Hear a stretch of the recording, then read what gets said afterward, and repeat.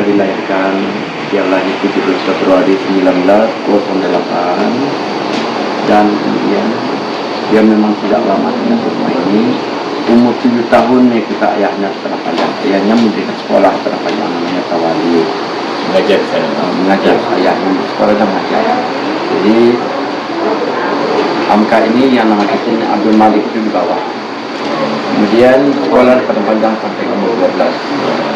Umur 12 pindah ke sekolah ke Bukit Tinggi. Sampai 14 ke Bukit Tinggi, 15 kembali ke panjang. Kemudian umur 15 itu merantau ke Pulau Jawa, menemui tokoh-tokoh yang dia kagumi. Sebab tokoh agama. Iya, tokoh agama dan tokoh. Karena dia itu belajar dengan tiga cara. Pertama dengan bermasyarakat, dia terima nasihat dari siapapun datangnya. Yang kedua setelah bisa membaca, dia rajin membaca. Buku itu dibaca.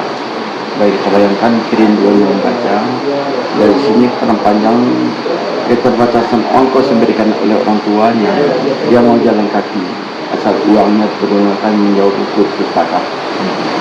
Yang ketiga, dia rajin menemui para alim, para ulama dan tokoh-tokoh yang ilmunya dibutuhkan. Sampai 2 tahun Pulau Jawa, 17 kembali ke Padang Panjang. Dia dirikan sekolah, namanya public school. Tapi dalam mengajar sekolah itu dari temannya, dia dapat panggilan ke Makassar sebagai sekolah Bali dan guru agama. 2 tahun di Makassar, umur 19 kembali ke Padang Panjang. Akhirnya pada waktu itu dia ingin mencari guru ayah ke Makkah. Umur 19 tahun sudah pergi ke Makkah. Dia sampai belajar, juga naik haji. Umur 20 baru kembali. Setelah kembali, umur 20 pulang kampung. Dia lagi orang. 6 orang, yang seibu sebapak 4 orang. Yang satu lagi, kalau nanti dan sekali nanti kita lihat di sana, ayahnya nikah dengan seorang perempuan pada masa Rehan sana darahnya. Kemudian lahir anaknya satu perempuan, istrinya dibawa ke Makkah. Pulang tiba di Makkah, istrinya itu meninggal di Makkah. Pulang dari Makkah, ayahnya ke Makkah bersama istri. Iya, pulang dari Makkah. Umur 20, 19. Oh iya. Kemudian umur 20 belum. Baru dinikahkan ayahnya setahun sesudahnya dengan ibu Siti Rahmi. Jadi dari ibu Siti Rahmi ini Hamka punya keturunan 12 orang. Tapi meninggal tuh kecilnya 2 orang, yang sampai dewasa 10. Hari ini masih ingat. Ya, adiknya ada begitu. Kemudian setelah itu Hamka kembali ke Padang Panjang dan dapat undangan ke Medan untuk memimpin sebuah majalah pedoman masyarakat. Tinggal di Medan sampai tahun 49. Tahun 49 baru pindah ke Jakarta. Jakarta dia duduk sebagai seorang penulis juga. Akhirnya dia masuk ke politik dan duduk di anggota konstitusi tahun 55. Tapi tahun 63 terjadi pertikaian pendapatnya dengan rezim yang berkuasa Soekarno. Pada waktu itu akhirnya Hamka dikeluarkan dari parlemen. Tahun 64 puncak fitnah yang terjadi pada Hamka. Dia ditangkap hari Jumat, dibawa ke tahanan, ditanya 15 hari 15 malam tanpa istirahat. Masa pemerintahan Soekarno. Iya, kecuali makan dan sholat. Akhirnya dijatuhkan kepada Hamka tuduhan 3 tuduhan. Hamka dituduh membuat kekuatan ini merebut kekuasaan. Hamka dituduh membuat kekuatan ini membuat presiden. Hamka dituduh telah pencarian bangsa yang menjual dokumen Indonesia. Tuduhan itulah yang menyeretnya ke penjara 4 tahun penjara. Tapi sudah tidak kenyataan. Dia tidak apa saja. Tapi baru 2 tahun dalam penjara Soekarno lengser dari presiden. Nah, suatu Hamka dikeluarkan. Walaupun dicaci maki dan sebagainya, akhirnya dia tenangkan dirinya dan beribadah kepada Allah. Dia baca Quran sebanyak-banyak.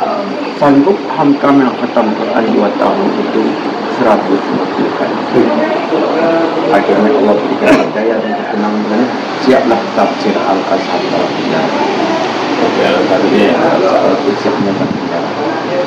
Dari setelah itu setelah dia keluar dari penjara, dia pergi ke Malaysia, hidup bersama Abi di Malaysia sampai dijemput kembali oleh Soeharto menjadi ketua Majlis Ulama Indonesia.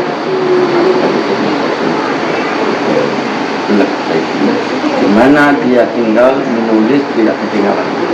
Menulis itu yang tinggal sempat dia menulis buku berkurang 118 ribu.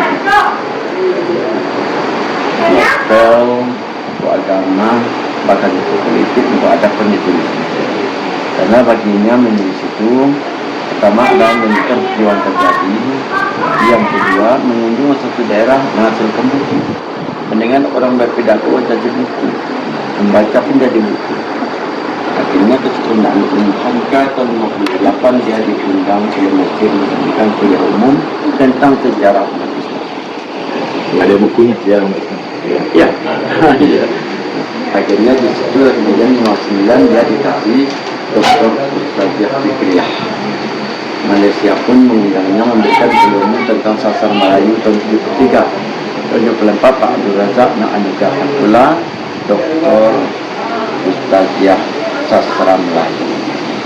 Dalam tahun yang sama dia mengajar di Bapak Universiti di Pulau Jawa. Di Universitas Mustopo telah menganugerahkan profesor. Satu bapakku turun dari rumah, selangkah pun meninggalkan rumah. Maaf sudah kembali ke dia. Di hari meninggalnya Soekarno dia datang bersama Soeharto. Disinilah kemudian dilaksanakan amanah yang kedua, Soekarno minta jadi imam. Dia laksanakan. Salat jenazah.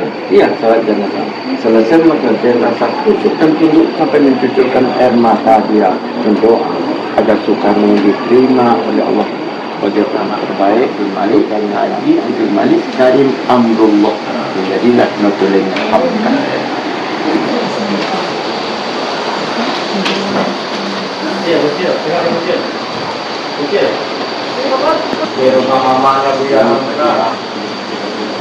Dari Sifatiah lainlah 4 orang, Abdul Kudus, Abdul Malik, Abdul Mufi dan Asma Karim. Kemudian ayahnya nikah dengan seorang perempuan Siti Hindun, lahirlah Abdul Wadid. Jadi hamka 4 orang seibu sebapak. Dengan yang 2 ini ayah bukan seibu.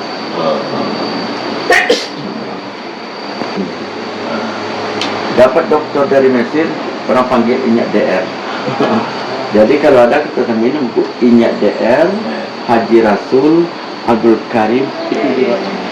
3. Ambil kaki.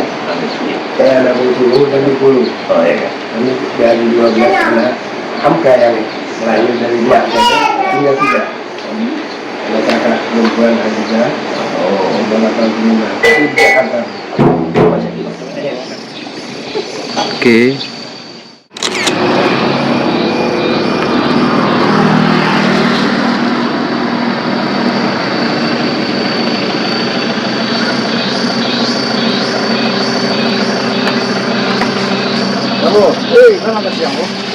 Ini anak Buya foto. Ya, sudah.